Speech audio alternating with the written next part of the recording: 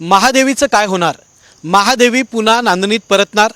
या प्रश्नाचं उत्तर कोल्हापूरकरच नव्हे तर अख्ख्या महाराष्ट्रातले शेकडो लोक, लाखो लोक या बातमीकडे त्यांचं लक्ष होतं की आता महादेवीचं काय होणार. पण आज वनताराचे अधिकारी आलेत आणि त्यांनी सकारात्मक भूमिका या ठिकाणी दाखवलेली आहे. नेमकी आजच्या बैठकीत चर्चा काय झाली, नांदणीकरांचं नेमकं काय मत आहे आणि या बातमीमुळे ते सुखावलेले आहेत का, हे आपण जाणून घेण्याचा प्रयत्न करणार आहोत. आपल्यासोबत काही नागरिक आहेत. अतिशय सकारात्मक निर्णय या ठिकाणी आलेला आहे. निर्णय ऐकल्यानंतर काय भूमिका आहे तुमची? निश्चितपणानं या लढ्यामध्ये कोल्हापूरकरांनी हाक दिली आणि संपूर्ण बघता महाराष्ट्र आणि त्यानंतर देश पातळीवर आंतरराष्ट्रीय पातळीवर सुद्धा हा विषय पोचला. आणि ज्याच्याजवळ संवेदना आहेत, जाग्या झालेल्या संवेदना ज्यांच्या जाग्या झाल्या त्या सर्व लोकांनी मोठ्या प्रमाणात त्याच्या लढ्यामध्ये उतरल्यामुळं या लढ्याला यश आलं आहे. हे यश हे सर्व जनतेचं यश आहे. त्याच्यामध्ये खास करून या विभागाचे आता isakal.com आहे देशातील नंबर 1 ची मराठी न्यूज वेबसाईट. प्रत्येक अपडेटसाठी isakal.com ला नक्की भेट द्या. आमदार, खासदार, माजी खासदार हे सर्व मंडळींनी सुद्धा, लोकप्रतिनिधींनी सुद्धा सकारात्मक दृष्टीनं ह्याच्यामध्ये आम्हाला साथ दिली. त्यांचाही ह्या लढ्यामधला सहभाग मोठा आहे. त्याचप्रमाणे प्रिंट मीडिया आणि सोशल मीडियामुळं हे खऱ्या अर्थानं यश आलं. कारण आम्ही जिथं न्यायालय लढ्यात शेवटचा टप्पा सुप्रीम कोर्टाचा न्यायप्रिय माणसं आम्ही असल्यामुळं आम्ही ते तिथं आता हाती सुपूर्द केला होता. पण तिथून नव्यानं हा विषय उचलून धरून या सर्व मंडळींच्या सहकार्यामुळं आज एक आनंदाची गोष्ट आमच्यापर्यंत पोचलेली आहे. निश्चितपणानं त्या सर्व ज्यांनी याच्यात सहभाग घेतला त्या सर्वांना, त्याचप्रमाणे या राज्याचे मुख्यमंत्री आदरणीय फडणवीस साहेबांनी सुद्धा त्याच्यावर सकारात्मक पाऊल घेऊन काल एक बैठक घेतली आणि त्यांनीसुद्धा त्याला सकारात्मक चर्चेला सुरुवात केली. ह्या सर्व लोकांनी त्याच्यात सकारात्मक दृष्टीनं काम करायचं ठरवल्यामुळं हा लढा आपण जिंकण्याच्या जवळपास आलेलो. अन्याय घडला तर कोल्हापूरकर रस्त्यावर उतरतात. त्याचं उत्तम उदाहरण आता महादेवी संदर्भातलं आहे. कोल्हापूरकरच नव्हे तर पश्चिम महाराष्ट्रातली जनता खरं तर आंदोलनामध्ये उतरलेली, परवाची मूकमोर्चामध्ये उतरलेली. त्या दिवशी जी भावना होती, अनेक प्रश्न तुमच्या मनात निर्माण झाले असतील. त्यावेळी असं वाटत होतं का की पुन्हा महादेवी परत येईल? हो, नक्कीच वाटत होतं. कारण या मोर्चेत सर्व पक्षाचे नेते मंडळी, पूर्ण जनता, सर्व समाज, पूर्ण महाराष्ट्रातील लोक यात उतरले. त्यामुळं आम्हाला एक आशा होती यात आपण जिंकणार.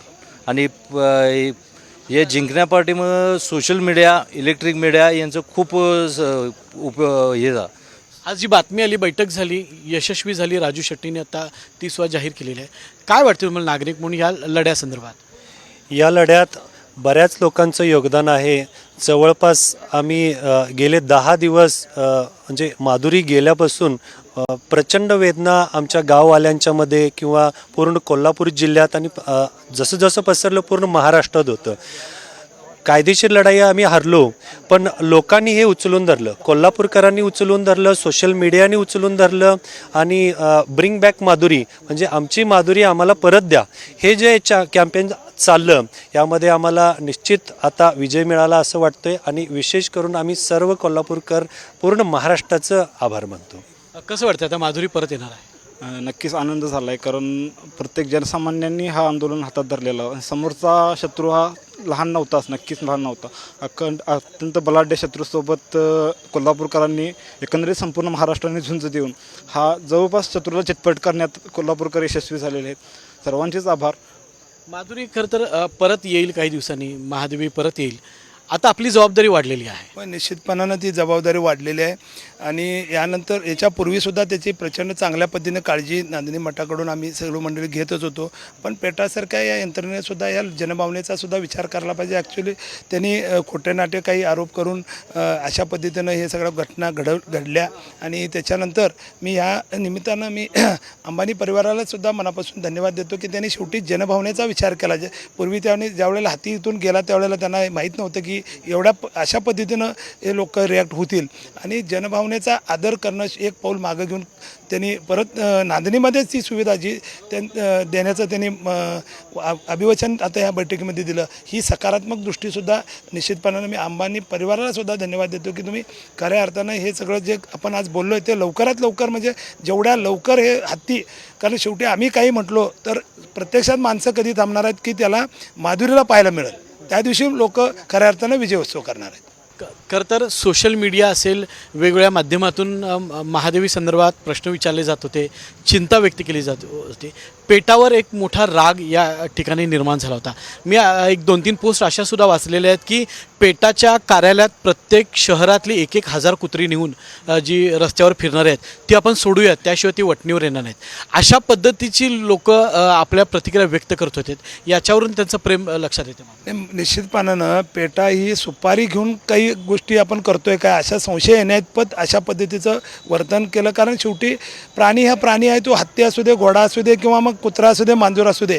आणि खास करून ज्या मठामध्ये ह्या हत्तीला पाळलं जाते तिथं पाणीसुद्धा गाळून पिलं जातं की ते त्यातले जीवसुद्धा वाचले पाहिजेत. इतका सूक्ष्म विचार समाजाला देणारी मंडळी आम्ही असल्यामुळं त्या ह्या सर्व समाजांना, बहुजन समाजातल्या सर्व लोकांना लक्षात आलं की हे असं पेटाचे आरोप हे खरोखर खोटे असणार आहेत. त्यामुळं सर्व समाजानं सुद्धा त्याला उचलून धरायचं. मी पेटाला सुद्धा अशी विनंती करतो, तुम्ही प्राणी मित्र म्हणून काम करत असाल तर निश्चितपणानं करा. तुम्हाला सगळी जनताही सपोर्ट देईल, पण तुम्ही सर्वच तरातल्या प्राण्यांच्यावर तुम्ही प्रेम करावं, काही ना की अशा कुठं तर सुपारी घेऊन काम केल्यासारखं करू नये. कारण आता तुम्ही तासगावचा विषय बघताय, अगदी विट्याचा बघा, विट्याचा हत्ती आज पूर्ण जनता आमच्यावर उभी राहिली म्हणून दररोज आम्ही टी व्हीवरती बघतोय की आमचा हत्ती सकाळी काय खाल्ला, संध्याकाळी काय खाल्ला, आंघोळ कधी केलं, आमच्या हत्तीनं आंघोळ कधी केली, हे दिवसभरातून आम्हाला 10 दिवसात बघायला मिळालं. हे नशीब त्या माधुरीचं, कारण त्याच्यामागं हे जनरेटर होता. मग तासगाव विट्याचा हत्ती ज्या वेळेला गेला त्या हत्तीच्या मागं जनरेटर उभा राहिला नाही, किंवा आमच्यासारख्या लोकांनी सुद्धा समजा आम्हाला माहीत नाही, ती नेल्यानंतर कळालं म्हणून आपण सगळ्यांनी दुर्लक्ष केलं. म्हणून आज ते विट्याचा हत्ती जिवंत आहे काय माहीत नाही, हे माहीत नाही. काल मुख्यमंत्र्यांच्या बरोबरच्या बैठकीमध्ये राजू शेट्टी साहेबांनी प्रश्न उपस्थित केला की विट्याचा हत्ती जिवंत आहे तर मग आम्हाला त्याचा व्हिडिओ दाखवा. म्हणजे हे व्हायच्या आधी आम्ही सगळे जागे झालो आणि आमच्या माधुरीला परत आणण्यासाठी जे प्रयत्न केले ते खूप म्हणजे प्रशंसनीय आहे. आणि मला अभिमान आहे मी कोल्हापूरकर असल्याचा.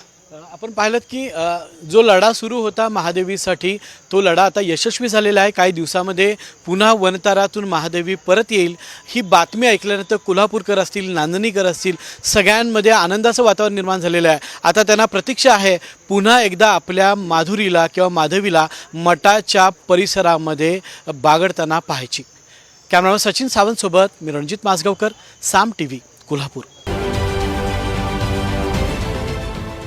देश विदेशातील प्रत्येक घडामोडींचे लाईव्ह अपडेट मिळवण्यासाठी आता साम टीव्हीच्या सर्व सोशल मीडिया प्लॅटफॉर्मला लाईक, फॉलो आणि सबस्क्राईब करा.